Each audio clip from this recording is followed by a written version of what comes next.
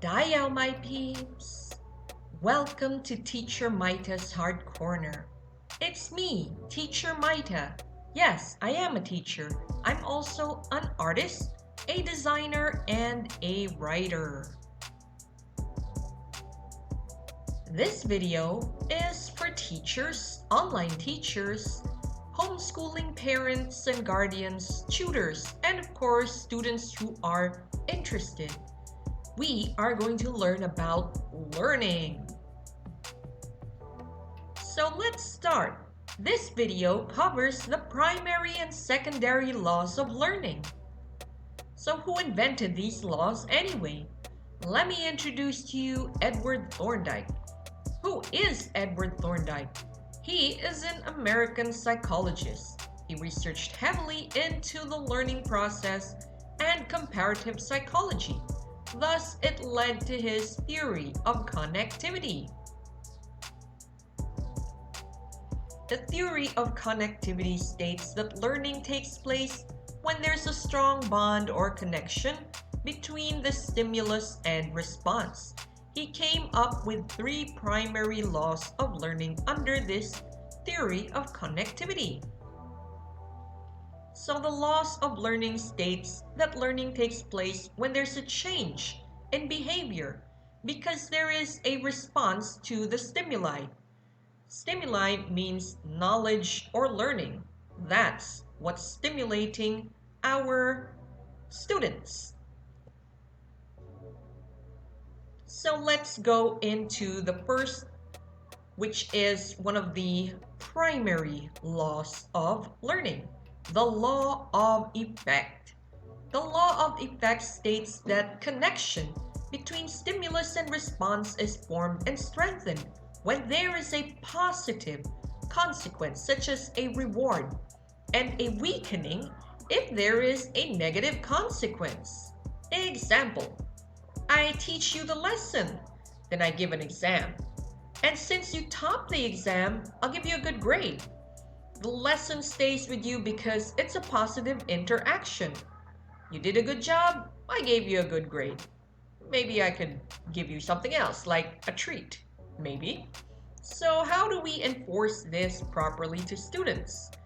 So homeschooling mom and dads, teachers, take note. Make sure to give praises when necessary because praising somebody is actually a positive reinforcement. Give a form of rewards for the students who do well or behave well in class. Things like stickers, stars, even an acknowledgement board will boost their morale. Next, let's go into the law of exercise. Have you heard the expression, practice makes perfect? That sums up the law of exercise. It states that the more the stimulus response is practiced, the more it sticks. But this was revised. Thorndike found out that it still needs positive feedback every time a student does something in order for it to stick effectively. Some psychologists call this the law of use and disuse. Knowledge you use will always be remembered. And same thing, knowledge that you don't use, you tend to forget. How to enforce this properly to students? Make short drills for students. This will come in handy during math.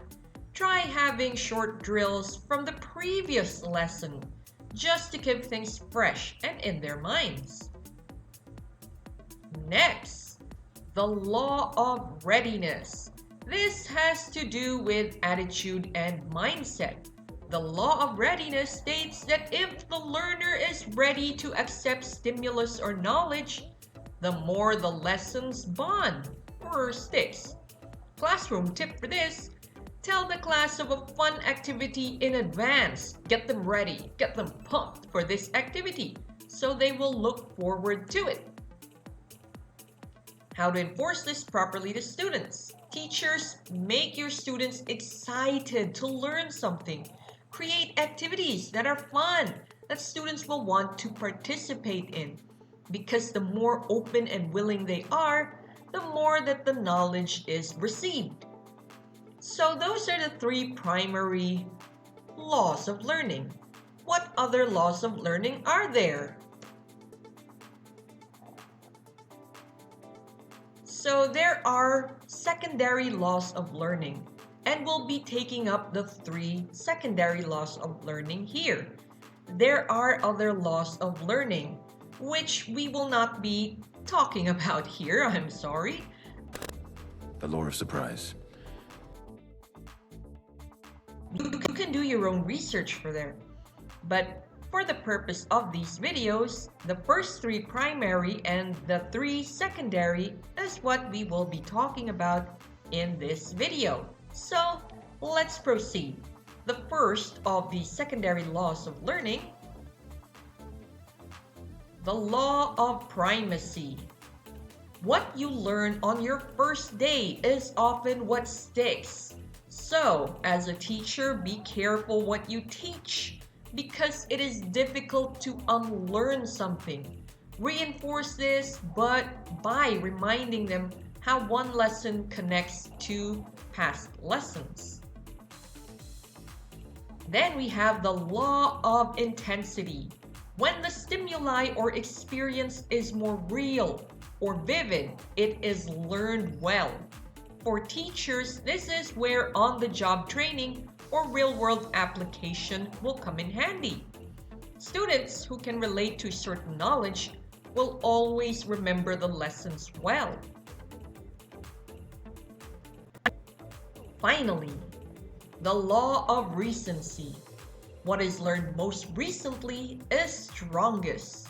Today's lessons will always be in your mind.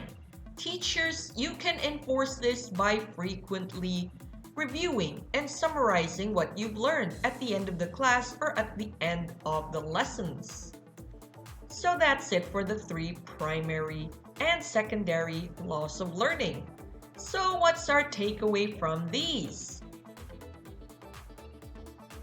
1. Learning requires both practice and reward. 2. A series of stimulus response can be chained together if they belong to the same action sequence. 3. Intelligence is a function of the number of connections learned. And 4. No one law of learning is dominant. It can be incongruent with other laws of learning. So I hope you guys understood our lessons and I hope you all enjoyed that. These are my sources. Madayaw, and thank you for watching. I really enjoy making these videos and I am open to suggestions. So connect with me here via the comment box below, or you can search me on Facebook or on Instagram. Hope to see you soon. Bye now.